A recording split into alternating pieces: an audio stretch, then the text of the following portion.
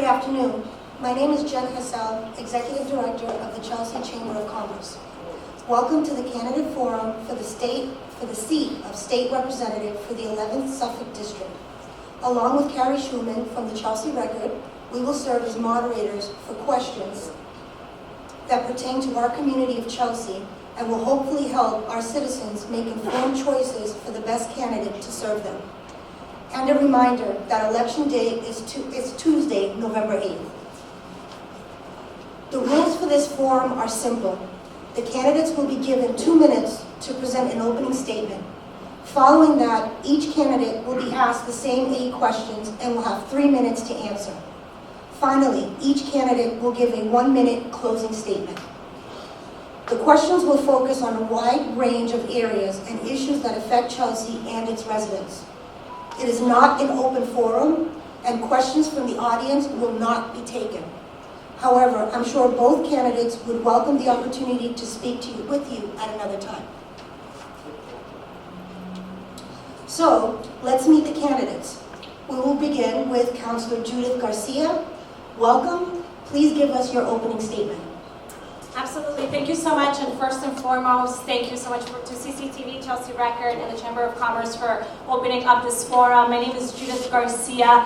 For those who don't know me, I am a proud daughter of this community. I was raised by a single mother who emigrated from Central America back in the 1980s, and she chose to make Chelsea her home because she was seeking an affordable home, and this is where she planted her roots. She got her first job as a hot dog factory worker here in KM Foods, where she works to this very day. I am proudly the daughter of an essential worker. I am proudly the daughter of a single mother, and most importantly, a daughter of this community who decided, after graduating from college and graduating from our public schools, to return to this community. I did not subscribe to the mentality that this community was less than any other community. I saw the potential of this community. I returned.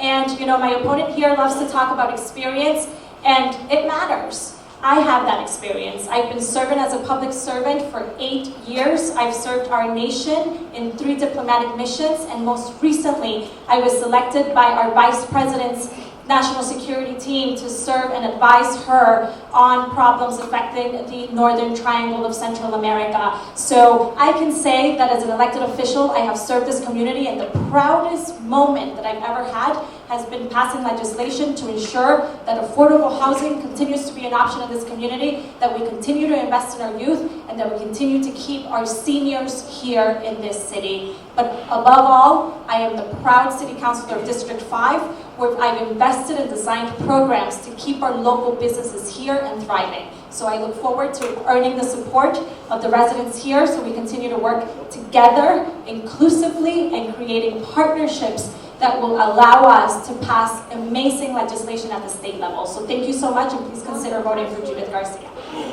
Thank you. Thank you.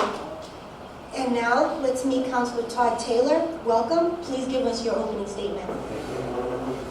I'm Chelsea City Councilor Todd Taylor.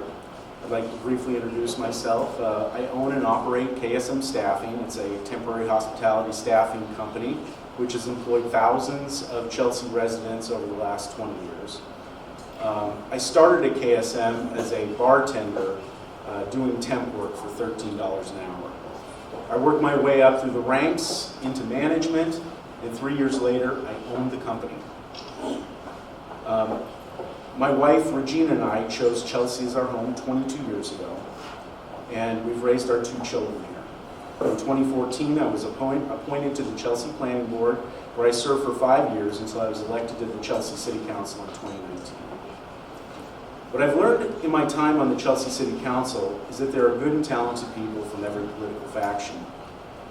And when we stop fighting with each other and work together to solve our community's problems, we can have solutions that work for everyone. Nowhere is this more apparent than when Chelsea worked together during the pandemic. The City Council worked together to make sure that people could pay their rent, local businesses could survive the shutdown, and that everyone had enough to eat. I worked with the city's food pantry almost every day, delivering food and supplies to our residents in quarantine. Every Wednesday, I was at Washington Park with the National Guard and our city workers distributing food to those in need. I know that many of you at home, and probably a lot of you here, have never voted for a Republican in your life. But this race is not about party. This race is about Chelsea. I promise you that I'll continue to put the needs of our residents above my own ideology. In fact, I will work with anyone to bring home everything that our community deserves. I'm unconnected to any other interest in Chelsea, and I will have no other interests to represent other than yours, the people. Great, thank you. Okay, if you're both ready, let's begin. The following 2 questions are from local business owners from within the community. Question number 1. What is your, and I apologize, Councilor Taylor, you will have 3 minutes. Ready? What is your position on background checks for employment and the impact on both employee and employer? So this is a subject that I'm well familiar with. I own and operate a staffing company, and most of the places that we service require background checks. I'm assuming that the kind of nature of this question has to do with people that may have a criminal record coming back into the workforce. Look, I know how important it is for people to have second chances. I could tell you story after story after story about people who I've hired who have been previously incarcerated that are trying to come back into the community, and they need a chance to prove themselves and get on the right road again and becoming productive citizens. I don't think that these things should be done through government mandates, but I'm a big supporter of using tax incentives to hire people. We do that all the time. The government does this all the time to try to get businesses to do certain things and hire certain people. So I just think that it's really important, because if we don't give people an opportunity for a second chance, they're much more liable, I think, to go back, and that's counterproductive to our community. As far as the businesses go, I think it's a question of liability. I think businesses, depending on the nature of the job and then the nature of somebody's crime, if they're dealing with financial matters and there was, financial crimes that were committed in the past, I think businesses have the right to know that before they hire somebody. So I am in favor of background checks, but I'm also in favor of government giving the incentives to businesses to give people a second chance so we can reincorporate people into the community. So that's what it is. Thank you. Councilor Garcia, you have 3 minutes. Thank you very much. So I will say this. I believe that there is not a single system that can really include all. I know very clearly that some jobs are high security level jobs that really do require background checks. However, I believe that we cannot deny people second chances, and I also think that this gives a unique opportunity to businesses and corporations to be inclusive and be a responsible corporate citizen. So my answer is very simple. The reality is there are jobs that absolutely require background checks, including the person who drives the bus, your children to school, the bus driver. We need to make sure that these people are not sexual offenders or sexual predators. We need to make sure that the teachers that are in your kids' classroom are people that are dignified, people that are not dangerous to society. But I also believe that people who have committed crimes deserve second chances, and they deserve the opportunity to redeem themselves, and we've seen them in our own community be able to work and be productive members of society. So there's not a single bullet to this answer, but we can actually create programs and policies that include all. Thank you. Thank you.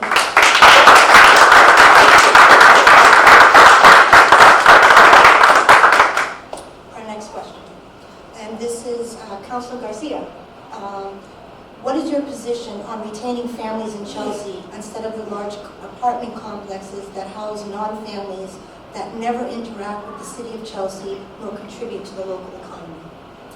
That's a very personal question because I've devoted years tackling the issue of affordable housing crisis, but more than that, ensuring that people like my mother, who came to this country with the hope of not only living in a decent place, but becoming a homeowner. And I can say that in my 8 years as a councilwoman, one of the very first things I did was advocate for an inclusionary zoning act to ensure that the developers that do choose to develop in this community include all members. We cannot continue to push working individuals, working families out of this city. It also, and I should also make mention that I am a communications manager at the Neighborhood Developers, which is a nonprofit organization in Chelsea who has led for over 40 years the building and construction of affordable homes, not only in Chelsea, but also in Everett. We just recently spearheaded an innovative project to keep seniors of Everett who continue to this day being displaced of their communities because they can't afford the high cost of rent.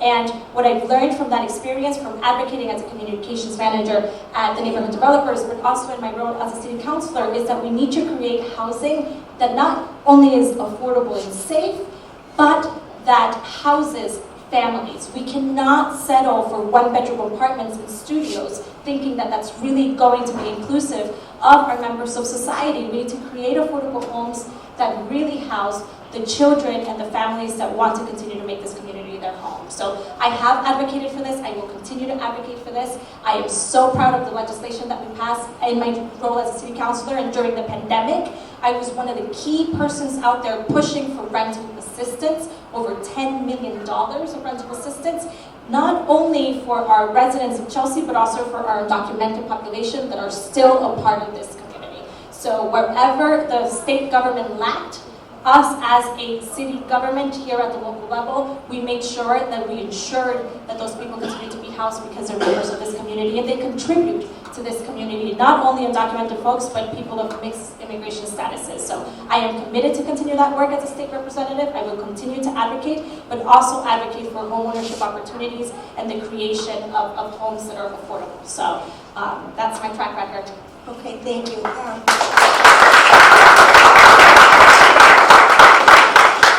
I'm going to go a little bit off script, only because I just wanted to elaborate on this question.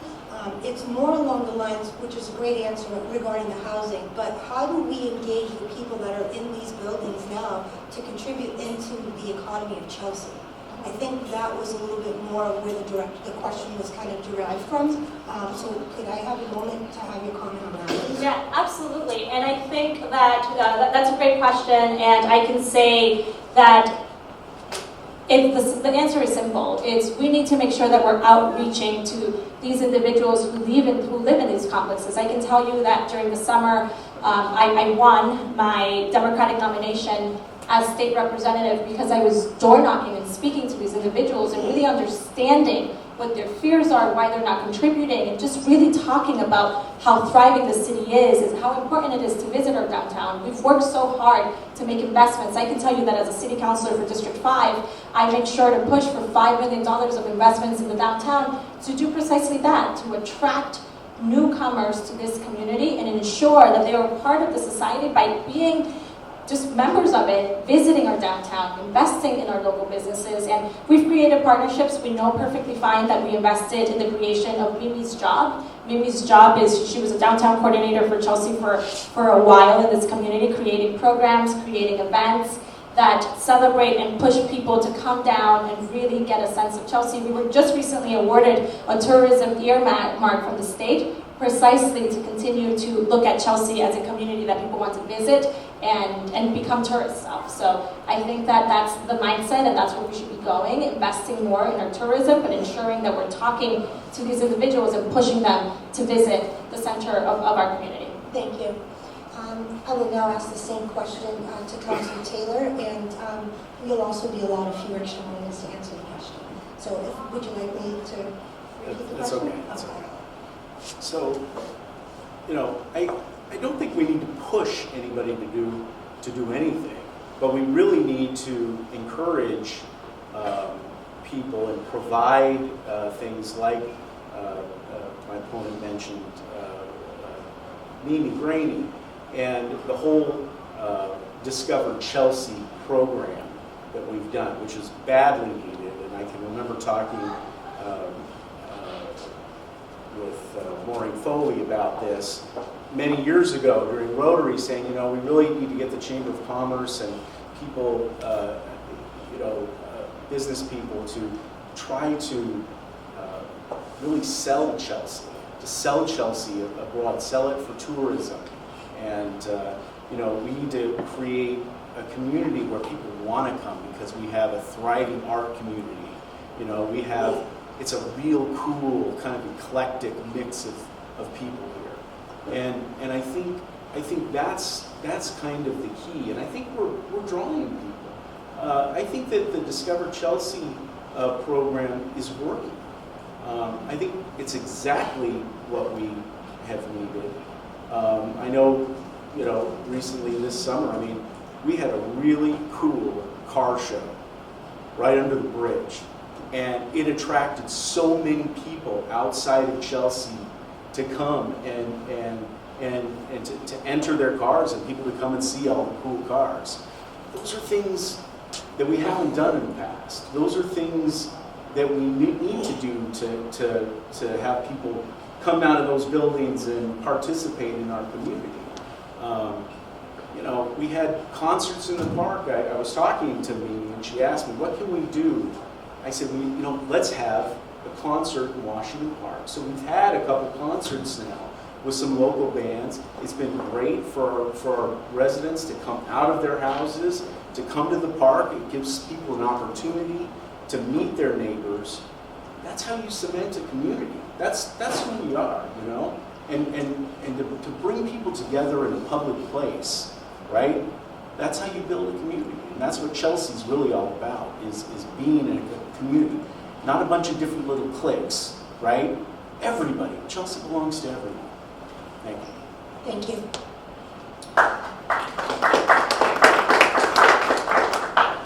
Now with this, I will turn it over to Carrie Schumann from the Chelsea Record.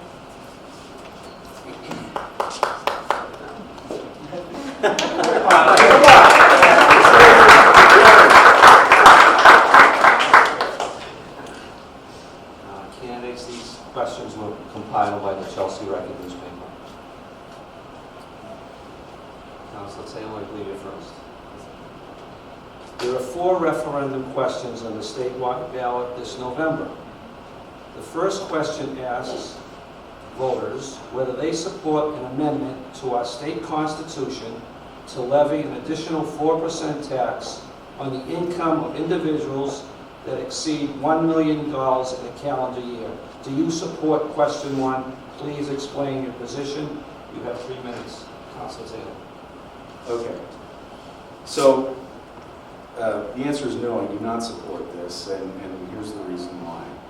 So this scheme has been tried 6 times prior to this over the years, and it's been rejected each time. There's a couple of obvious problems, I think, with this. Number one is we shouldn't try to legislate through ballot initiative. This is what a legislature's for, and we need to hold our legislators accountable to actually do their job and come up with good legislation that's going to work for people. The real problem, I think, with this, one of the first things is that this is really going to chase people out of the state. So it's all well and good to say, we need these people to pay an extra 4%. Great, but what you're going to do is give them incentive to move down to Florida where they don't tax anything.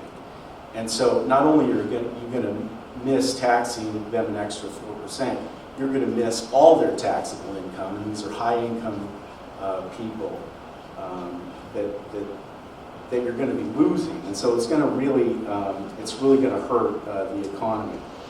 The second thing is that there's really no exemption for if middle-income people or business owners, say middle-income people, sell a house. Their income that's going to be extra income generated. So I think you're going to get a lot of one-time hits on this tax, and you're not really taxing the people that you say that you're wanting to. The last thing is that proponents of this claim, well, this is all the proceeds will go to infrastructure and education. That's maybe what they say that it's going to be intended for, but there's no mechanism to actually ensure that that's going to happen. This will go straight into the general fund. The legislature will decide how to spend it. And look, we're in a situation where there's a $5 billion surplus. We're giving money back, and now you're going to get more money. It doesn't make a lot of sense, and this is just not good public policy. Councilor Garcia, you have 3 minutes. Thank you very much. I think saying no to this answer is such a disservice to this community, and that answer would come from someone that is so out of tune with the needs of this community. We know that Chelsea, 80% of this population relies on public transportation. And if we have not kept up with the news, the public transportation in this Commonwealth is an absolute disaster. And as a child who grew up in Chelsea, who attended public schools, I know what it's like to go to class, to crowded classrooms where teachers cannot keep up with the demand. We have students here who go to school not in the best conditions. So saying no to question 1 is clearly a disservice to this community. We need to make sure that this community gets a fair share at our legislature. And my opponent here said something that's very interesting. He says it would be the job of legislation to decide how this money is spent. And I agree with that. It would be our job. It would be the job of the next state representative of Chelsea and Everett to make sure that we spend this money correctly. So I will be voting yes for question 1, not only because I'm a daughter of this community, but because I understand the needs of this community and because I understand that Everett, the working class residents of Everett and Chelsea are voting in favor of fair share amendment because we're sick and tired of not getting a fair share of our local government. So yes, I will be voting yes, and yes, I will be legislating and ensuring that the money is spent on our public transportation, on improving education, and on improving the lives of our residents. So I ask voters who are watching, please vote yes to question 1 if you're passionate about improving Chelsea and Everett. Thank you very much.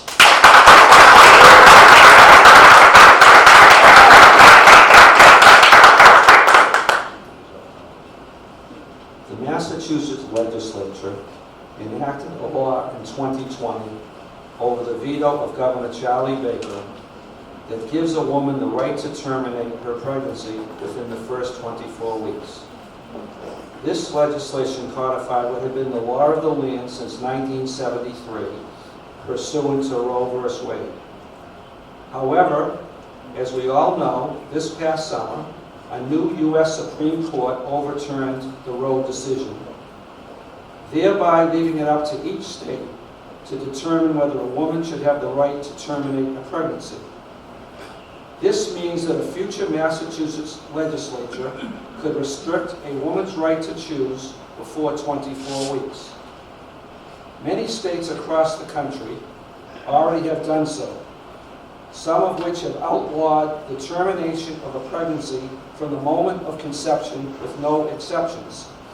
If elected, would you support legislation that would modify the present state law and restrict a woman's right to choose before 24 weeks? If so, how many weeks do you think is appropriate? Councilor Garcia. Thank you, Carrie. This is a very important question, especially in the state of Massachusetts. And I will say this, I am a firm believer in 3 principles. Women should have the right to have a child. Women should have a right to not have a child. And women should have the right to have a child and raise that child however they wish in a safe environment. Those are my 3 principles of reproductive health. And I will add that as a state, Massachusetts, this Commonwealth, has been known to protect the health of all its people, including reproductive health and those rights. And the decision to end the life of a child, of a baby, is something, and not only that, but I would say any medical decision is extremely sensitive, it's extremely personal,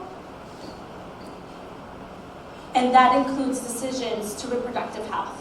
So I will never restrict the right of a woman to choose and decide what to do with their body and what to do with the future of their child. So I will say that I will continue to protect the healthcare needs of any person of this Commonwealth, and I consider it to be a personal decision. So that's where I stand on that.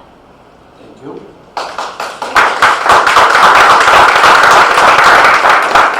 Councilor Taylor, you have 3 minutes. So let me just say a few things. First of all, I was pro-choice most of my life. And so was my wife, by the way.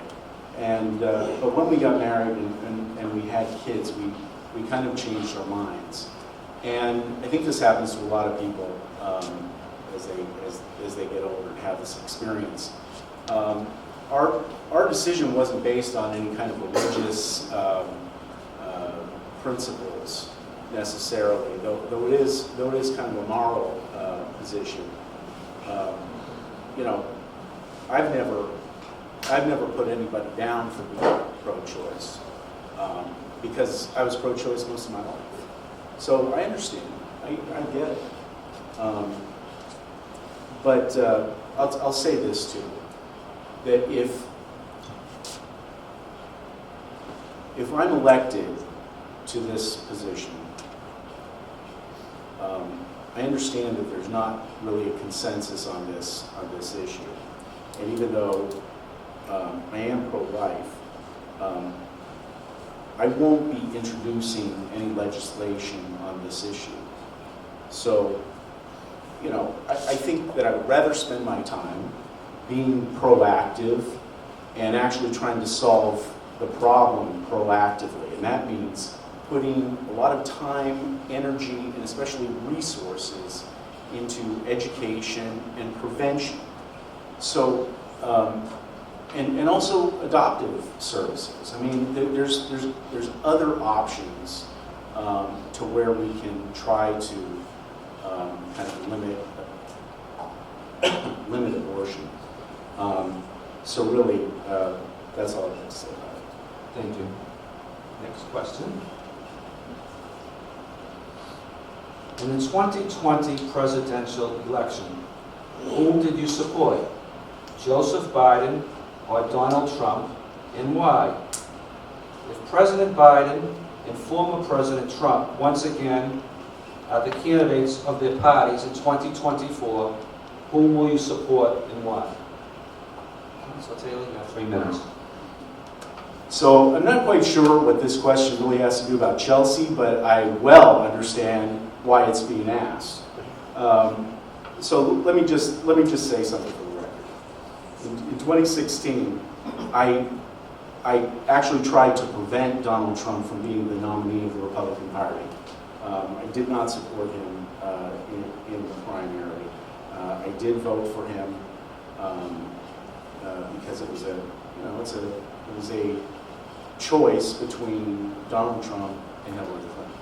So, and I think a lot of people felt that wasn't much of a choice. I'll also say this. I'll tell you right now, I don't think that either Donald Trump nor President Biden should be running in 2024. Okay, so that's the first thing.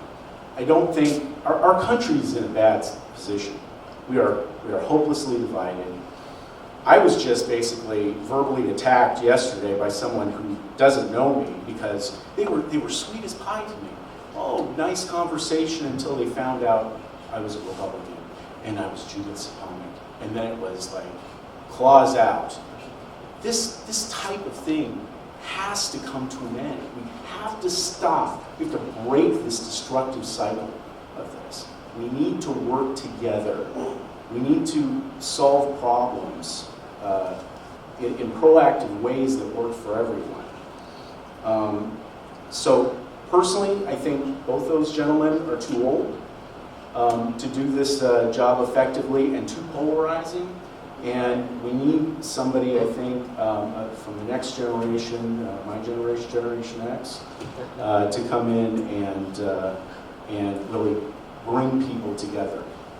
This is one of the things that I think I'm in a unique situation of being the only Republican on the Chelsea City Council. I work with Democrats every day. And let me tell you, there's a lot of those Democrats who are voting for Todd Taylor in this election. So let me just reiterate.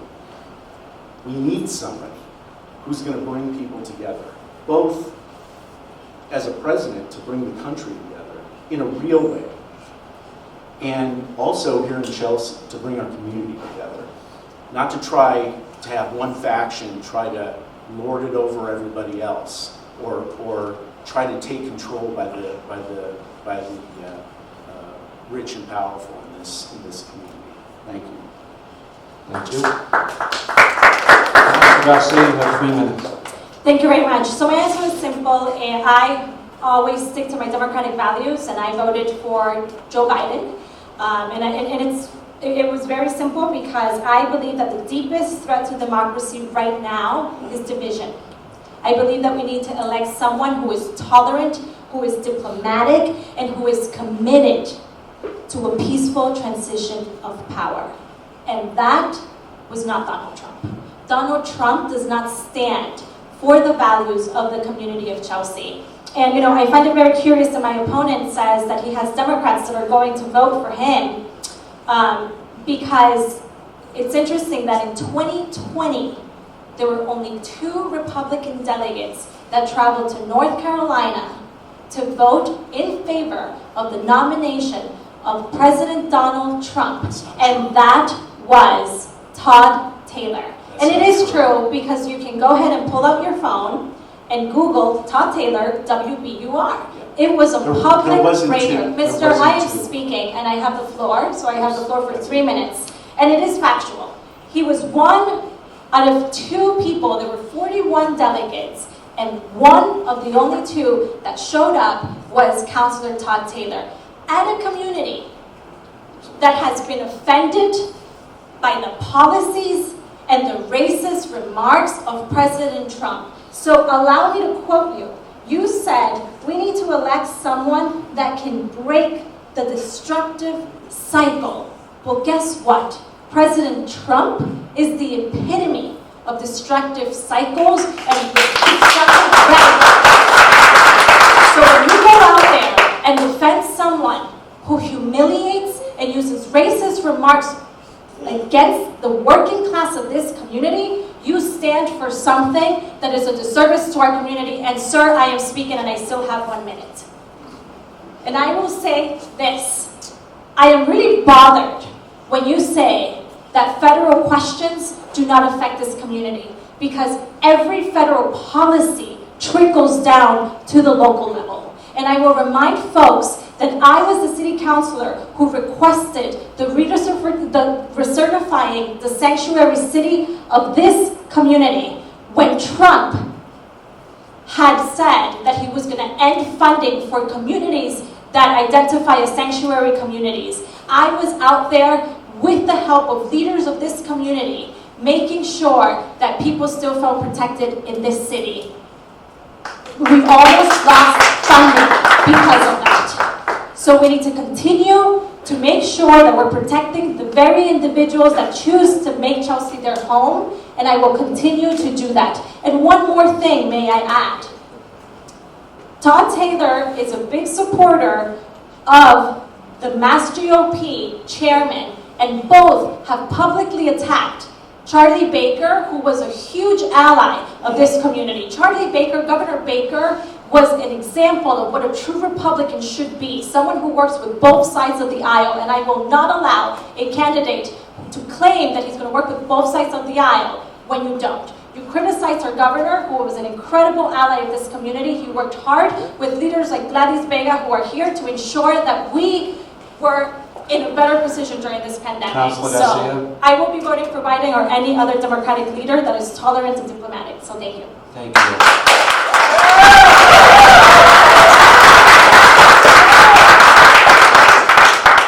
So what you just saw is a perfect demonstration of why. Excuse me, Mr. Taylor. Do you mind if he responds to your comments, Councilor Garcia? I think we can move on. I think I answered the question. He had a moment to answer his question. I'm sorry, but she misrepresented. I did not. Pull out WBUR Tom Taylor. Excuse me. Pull it up. First of all, there were several inaccuracies in what you just said. Number one is, I wasn't one of two delegates to the Republican National Convention. And yes, I am involved in the Mass GOP, but I got involved in Republican politics to reform my own party and to make it more honest. So those of you who are Republican haters out there should thank me, because my job in the Republican Party has been to try to clean it up and clean up the corruption that And to exists. promote division. And I have never promoted division, ever. And listen, I defy you to demonstrate one thing that I've said about Charlie Baker, I always supported Charlie Baker every chance I get. Public record, I voted for him. I voted for him at the convention. You can ask him. When the last time he came to Chelsea, I shook his hand. We had a very Councilor Taylor, well, wait a minute. This is an exact thing about how, okay, why this type of attack is not going to bring this community together. She can try to smear me, and just like always, this is the same playbook that always exists. Okay, this that has gone on. Yes, I was a Republican delegate to the National Convention. Who out of you Democrats, if you had the opportunity to be a delegate to the National Councilor Convention, Taylor, would just, do? okay, thank you so much for completing your, Thank you. okay. Councilor Garcia, thank you for allowing him to speak uninterruptedly.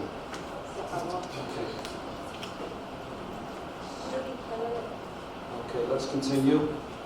Question 4 on the ballot asks voters whether they support a law already enacted by the legislature over the veto of Governor Baker that allows any person who is a resident of the Commonwealth, regardless of immigration status, to obtain a Mass driver's license, provided that they meet all of the usual requirements for obtaining a license.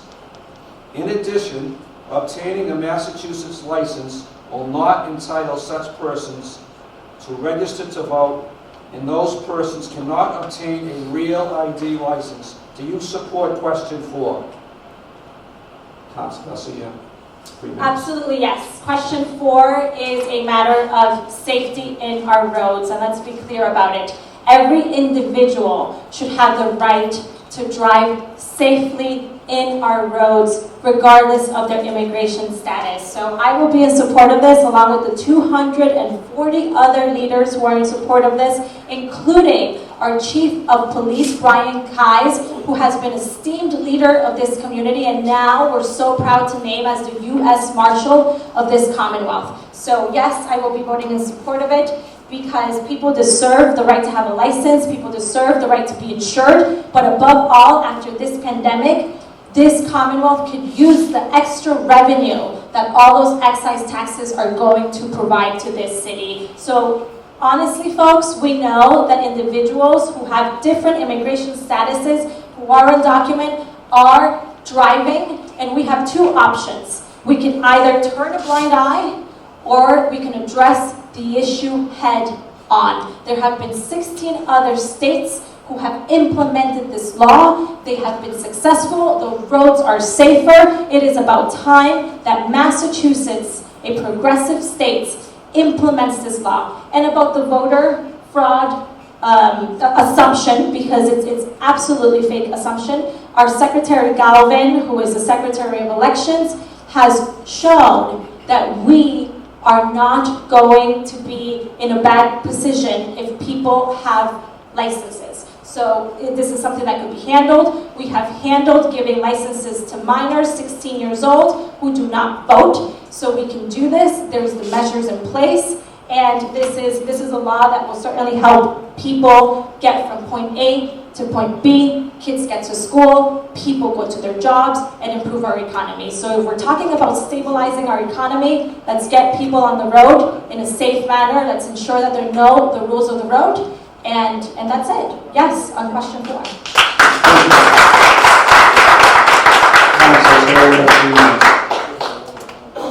So I really don't have any objection to undocumented people having driver's licenses. I do have an objection to how this law was passed. And I agree with Governor Charlie Baker, who, in his veto of this law, said, you know, look, and this is one of the major problems with this, okay? All this stuff about this being a social justice thing is really a red herring. The real problem with this law is that your regular Joe who works at the RMV is now asked to do the job of Homeland Security, okay? So that means all of a sudden they have to be foreign document experts, okay? We cannot establish, if we cannot establish who somebody really is, that's a problem. That means you're opening up a Pandora's box of identity fraud. This is a huge, huge problem. But what happened? The Democrat legislature basically said, look, we're going to pass this law. We're going to give driver's license to undocumented people. They're not going to be allowed to vote because of it. Rules to follow later. Rules to follow later? What kind of a law is that? Now, she mentioned about Bill Galvin, the Secretary of State, saying, oh, there won't be any problem to that. How many times in government has a politician said, oh, we're not going to have any problem with this, and then, guess what? We have problems. This is not the way to do public policy, okay? You need to lay down the provisions in the law about how this goes. There were several, this whole situation could have been avoided, okay? There were several Republican amendments that addressed all these concerns that the minority had. Now sometimes, this accentuates the problem in the legislature. We need people that can work together instead of trying to just ram things down people's throats because they can. If they just would have accepted the amendments to assure people that, you know, we can establish who they are, and that because of the motor voter law, they wouldn't be automatically enrolled, which you have to opt out of. So these are real concerns. I've got no problem. I think it is safer for undocumented people to be trained to drive on the streets. Of course. But this whole thing is a political thing, and it just shows you when you get aggressive people who only want to slam someone instead of actually talking to them and working together, this is what you get. Thank you, Counsel. The opioid crisis is one of the most pressing problems in our community. How can the state best deal with addiction and the rising number of overdose deaths? Counsel Taylor, you have 3 minutes. All right. So this is actually one of the biggest problems, I think, that is facing our country. We had over 100,000 fentanyl deaths last year. It's a huge, huge problem. It's also related to another huge problem that we have, and that is a mental health crisis in this country. Recently I sat on the ARPA committee, and I stood up and advocated for a significant number ARPA funds to be devoted to mental health in this community here. And as a state legislature, I would also advocate for increased spending on both the rehabilitation, not in these government programs which fail largely, but provide the funds for people to get into the private rehabilitation programs that have about an 85% success rate. So one of the best things that we have here is we actually have kind of the model for all programs. I think that in our own Chelsea hub, we're lucky enough to have it here, and it's been kind of exported all across the country by the Chelsea Police Department, and kudos to them for doing so. This is a program where lots of different people come together in a community to try to identify at-risk people and give them the services that they need to get help before it goes downstream, becomes a law enforcement situation. And I think that, again, stressing about trying to solve problems proactively before they become bigger problems. And so we don't have to always be reacting to problems. Let's try to anticipate some of these problems in order to solve them. Now, this is also not just a demand side problem, it's also a supply side problem. And I think it's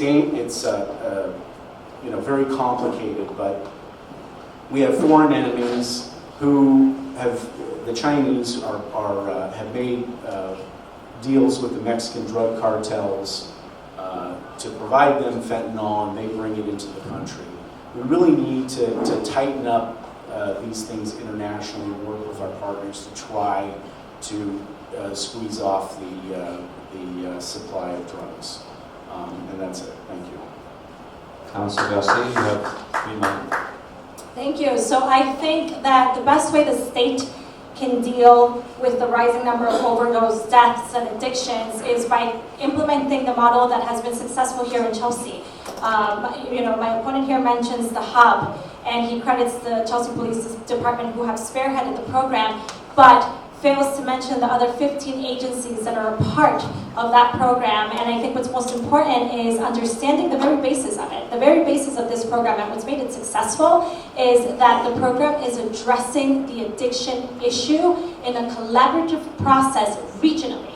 So it's not only Chelsea, it's actually Chelsea, Everett, Malden, and Medford who are working together to tackle the issue. And I think that is the key. We have cities.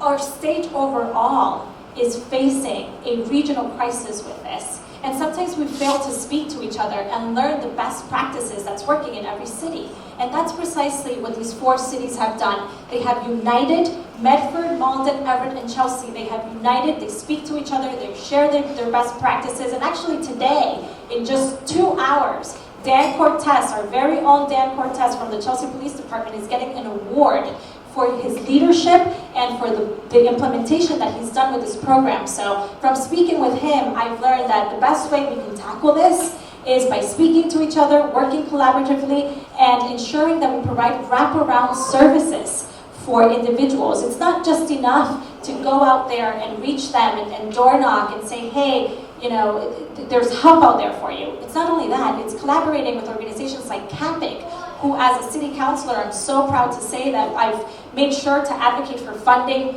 for this wraparound services, not only for the North Suffolk Mental Organization, but also for CAPIC to ensure that when we do provide detox, the work doesn't end at detox. That we make sure that these individuals have a stable job, that these individuals have mental health services, that these individuals have the opportunity to gain a skill that can stabilize their living and economic situation. So I think that the key to this is addressing it in a holistic manner and implementing successful programs like the hub that we can do and replicate in other areas of the city. So kudos to the 15 agencies that really reach out to these high-risk individuals.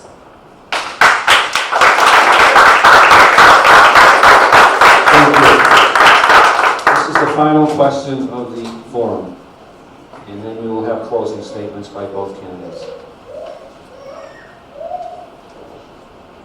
What do you consider to be the #1 issue facing the residents of the Chelsea-Everett district? Specifically, how do you propose to address this issue in the state legislature if you are elected? Councilor Garcia, you have 3 minutes. Thank you very much. It's so difficult to answer this question for cities like Everett and Chelsea that have been gateway communities for so long. We literally have every issue you can imagine, from transportation, from lack of transportation, to schools that don't even have enough funding, to individuals that have to work 3 jobs to be able to make a living. And Massachusetts studies show that in order to live comfortably in this state, you need to make $160,000 a year to live comfortably. And when I look at the community that I was representing for the 8 years, we know that our people make less than $50,000 a year. So if you were to ask me, Judith, what is the root of all problems, and if you could tackle one, from hitting the doors, I've hit over 8,000 doors during the summer, it's the economic crisis. This community is constantly battling how to pay rent, how to pay their mortgage, how to pay high costs in utility bills. How can we ensure that our residents have a stable job, one job, instead of having 3 jobs to make a living? So if I were to push for one issue, it would be ensuring that we don't turn the page. We know that there was a pandemic, but we can't turn the page and act like life goes on.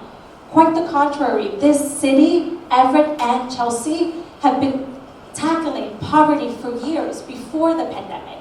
And what the pandemic did was deepen that poverty level. And it's placed us in a very difficult situation for decades to come. So what our people need are paying jobs that ensure that they're going to be stable, that they will be able to be housed, that they will be able to pay their utility bills. So I will make sure to continue to advocate for more workforce development to ensure that our residents have the skill sets that they need to follow the trends of those new jobs that are coming along and ensure that our residents are getting those jobs. So that is one of my focus. And what we need to do is make sure that our economy is sustained so our community can continue to thrive. And what if, working with some of the local employers here to ensure that we're hiring local and that we continue to thrive our economy. So that's where my answer is.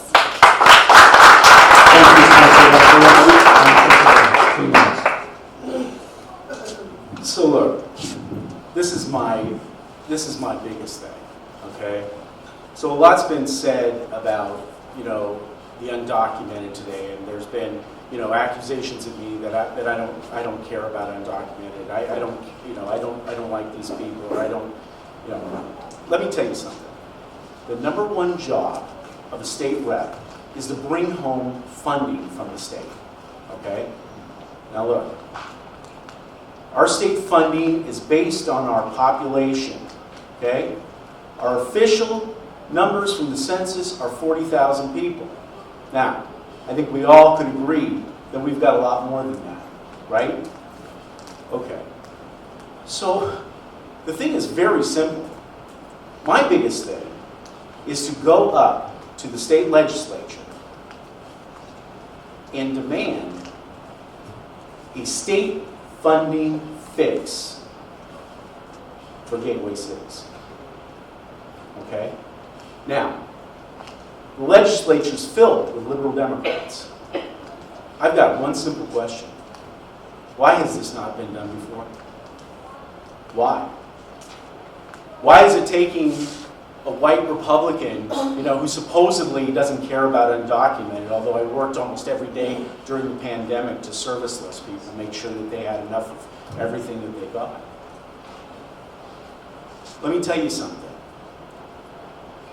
40,000 people, if we really have 50, 60,000 people, if we are not getting the funding, an extra 50% funding for this community, and communities like Lexington or Newton, who don't hardly have any undocumented, can just take their funding and go their merry way. We hear a lot about equity today. This is not equity. This is not fair. We need that money. If we had the 50% funding, guess what? We could have that community center that so many people have been wanting for so many years. Guess what else? We could put a down payment on a municipal parking garage, right? Parking, one of the big problems in Chelsea. Oh, we just can't afford it. Well, guess why? I'll go there and try to work with Democrats to get this fixed. If they ignore me, I will become a squeaky wheel. If you elect Judith, the Speaker of the House can put his thumb down on her because she's a Democrat. I'm a Republican. They can't do anything to me. I will get up there and I will advocate and I will bitch until we get the money that we deserve for our community. Now, that is the end-all be-all of what a state rep should do. Get the funding, because 60% of our households in Chelsea make under $50,000 a year. We need the funds that are coming to us. Thank you, Councilor. Okay, we've come to the closing statements. And Councilor Garcia, please deliver your closing statement. Thank you very much. So, dear residents of Everett and Chelsea, I think the next state representative you deserve is someone who is a collaborator, someone who understands that we have 2 years as state representatives to get things done.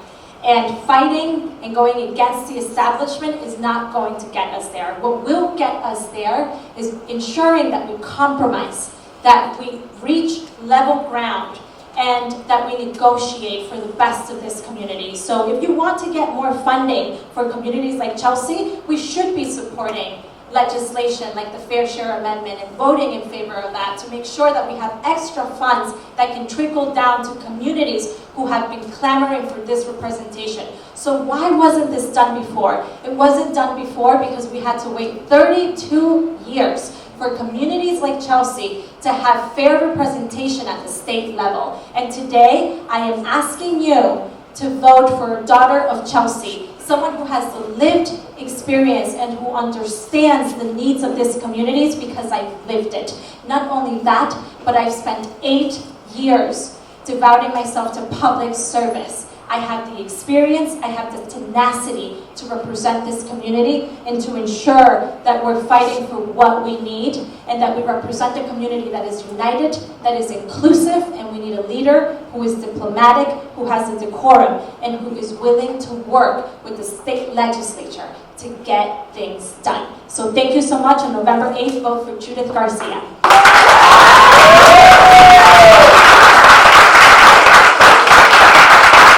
Thank you, Councilor Garcia. Councilor Taylor? Folks, this is a clear choice. You can vote for someone who's inexperienced and unprepared for this challenge, or you can vote for a dynamic leader who's been successful in almost everything he's ever done in life. Not only does my opponent work for a local nonprofit,